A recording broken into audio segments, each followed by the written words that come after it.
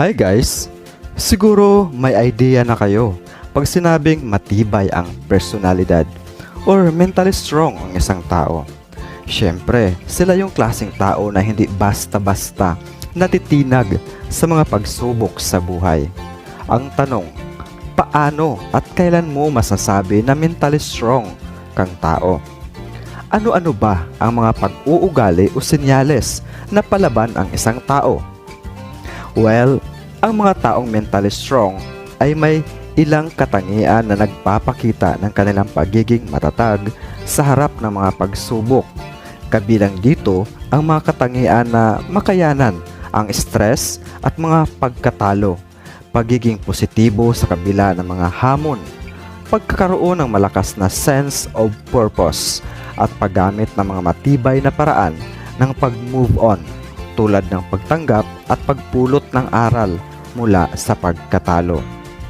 Ang pagiging mentally strong ay isang proseso na nangangailangan ng pagtutok at pagpapalakas ng kanilang kaisipan at emotional na kalusugan. Sa video na ito, isa-isahin natin ang iilan sa mga senyales na mentally strong ang isang tao.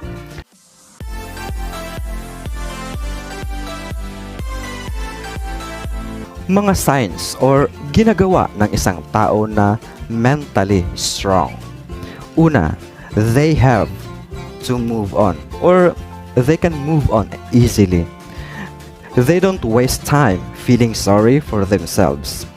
Lahat naman tayo kaya mag-move on. Ngunit hindi pareho ang kakayanan to cope up easily. May mabilis, may matagal, at yung iba ay nahihirapan talaga. Gayunpaman, ay nandun yung tibay at lakas ng loob na labanan ang hirap na pinagdadaanan. Yung mga tao na ayaw nilang magmukhang kawawa, sila yung kaya nilang pilitin or kaya nila pinipilit mag-move on. Ay para talaga maipakita nila na matibay at matatag ang kanilang personalidad. Number 2, they embrace changes. They welcome challenges. Yung mga tao na mentally strong ay mahilig sa mga challenges or mga hamon sa buhay. Lumalabas sila sa mga comfort zone nila para sumubok sa mga bagong hamon sa buhay. Palaging positibo at matatag ang pananaw sa mga bagay-bagay. Palaging handa sa mga maaaring panibagong hamon o sitwasyon sa buhay. Mabilis o madaling maka-adapt sa mga pagbabago sa buhay o sa paligid nila. Number 3, they stay happy. They don't waste energy on things they can't control. Yung mga tao na mentally strong ay mas pinipili nilang magiging masaya kaysa mag-focus sa mga bagay na negatibo. Oo nga naman, bakit mo pilitin ang mga bagay na hindi mo kontrolado? Hindi na-stress ka lang. Sabi nga sa kasabihan, lahat ng bagay na hinog sa pilit ay hindi maganda ang kalalabasan. Good vibes lang palagi. Umiwas sa mga toxic na topic, bagay at lugar. Or kahit sa mga tao na toxic ay iwasan ito. Or yung mga taong matibay ang kanilang mentally or pag-iisip or kanilang personalidad ay umiiwas sa mga taong toxic. Number 4, they are kind, fair, and confident to speak up. Yes, mabait karamihan sa mga mentally strong kasi hindi sila punong-puno ng galit o puot o pait sa puso. May matatag na prinsipyo at confident sa mga binibitiwang salita dahil malaki ang tiwala nila sa sariling kakayanan. Yung tipong pag nagsalita ay full of authority with conviction kumbaga. May paninindigan at makatarungan. Patas at hindi nag-aantay ng approval ng iba or mula sa iba para lang masabi na tama sila. Number 5, they are willing to take calculated risks. Yung mga taong may matibay at lakas ang loob ay handang sumugal sa panibagong hamon o yugto ng buhay o bagay na papasukin nila.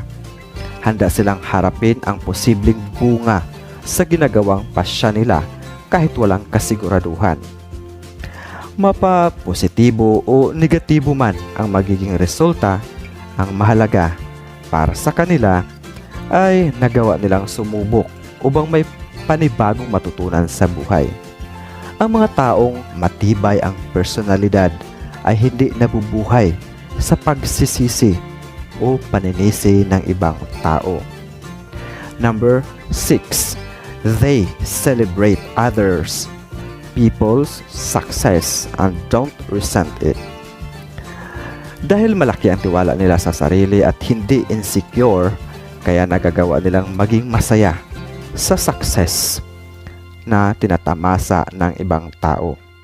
Matibay at malakas ang loob o personalidad nila, kaya hindi nila ikasakit kung may mga tao na umaasenso. Dahil alam nila sa sarili nila na kaya din nilang gumawa ng sariling success o landas sa buhay na hindi kailangang ikumpara ang sarili nila sa iba. Or in other term, hindi nila kailangang manghatak ng ibang tao para umasenso dahil alam nila sa sarili na mentally strong sila at may sapat na kakayanan na pantayan o higitan o gumawa ng sariling success sa buhay na hindi mang-aagrabyado ng iba. Palaging tandaan, malaking tulong pa rin ang tinatawag na mind over matter na sa ating mga sarili kung paano natin pag-aralan na magiging matibay ang ating personalidad. Thank you sa pagsama sa akin sa video na ito. Until next video.